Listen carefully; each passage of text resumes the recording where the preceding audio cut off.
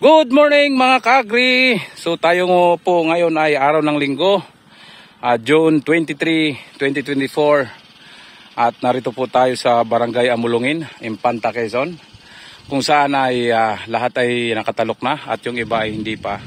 Ito po ngayon ang tinatalukan natin hanggang doon. More or less 1 hectare ho ito hanggang doon po. So sa ngayon po ay nandito ang ating farmer member na si Julio Larita. Ito ho ang kanya. So siya po ay nagsusudya sa mga tabi na mga nalibanan ng ating walk behind transplanter. So ipiplex ko po sa inyo ang ating operator sa araw na ito, ating trainee. Walang iba kundi si Jendros Larita. Yan ho ay babae at bata pa po.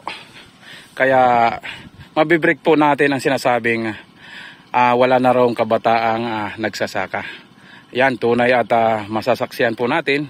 Pagbalik po rito ay mayroon pa pala. So hinihikayat natin ang ating member at isa din ito sa ating officers ng ating association, ang samahan ng magsasaka at mangingisda ng Barangay Kawayan, Real Quezon. So sa ngayon, dumayo ho tayo dito sa Impanta. At kung saan first time din sa kanila na makakita ng ganitong makinarya. So salamat sa RCEF na naging beneficiary kami sa inyong programa, sa mechanization program, sa PELMEC, Philippine Mechanization Program, na kami po ay napagkalooban at napagaan yung aming trabaho sa bukid.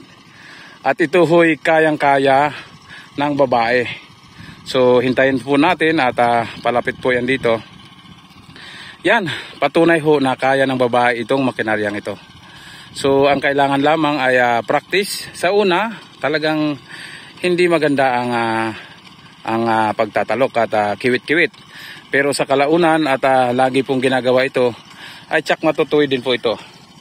So ito ay hindi pa po nakapag-undergo ng training sa operation ng rice walk behind transplanter, pero by this coming 25 and 26 mayroon ho tayong ipapadalang mga kababaihan para matrain at mayroon na pong ibang gustong mag-training dahil nakita ho nila kaya ng babae.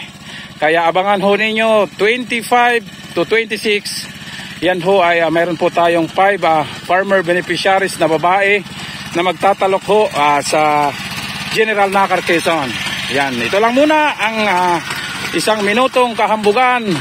Ako ang inyong kaagri at ikaw ang bida. O, kaway-kaway muna. Pwede niya yung bitawan. O, tingnan mo yun si Nini. O, Nini, kaway-kaway.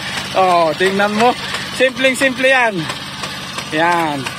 Hindi na po natin pinutol at inikot na niya. Tingnan mo. Ikot yan, Nini, hanggang dulo. Yan. Ginilida na niya mga kaagri. Kung kaya't kaunti na lang po ang sudyain o kaunti na lang hulipin. Ikot ho yan hanggang dulo. Tapos ay sasampa doon sa taas. Stop mo pag dulo, Nini, para hindi ka mahirapan. Main clutch, off. Pwede na diretso kung kaya. Sige, kaya. O, diretso. Diretso yan. O, tingnan nyo.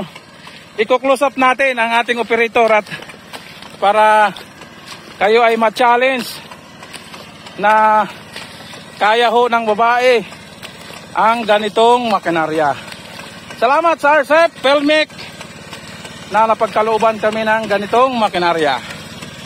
Sa mga gustong matuto, comment down below, i-PM lang po ninyo ako at hanggat kakaya ho natin ay tuturuan po namin kayo. Yan ho. Gender equality, kaya ng babae ang kaya ng trabaho ng lalaki. At patunay ho na makikita natin, tingnan nyo, tabi na lang daw, sabi ng tatay niya, dahil siya nang bahala sa mga naiwanan. So matubig po siya mga kaagri dahil hindi po napaighan. Pero ayos lang, dahil na-adjust naman natin yung planting depth. Pwede natin palaliman o pababawan.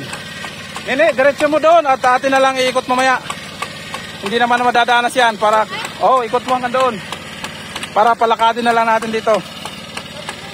Yan, inikutan na niya yan. Okay, liko, kaliwa. No.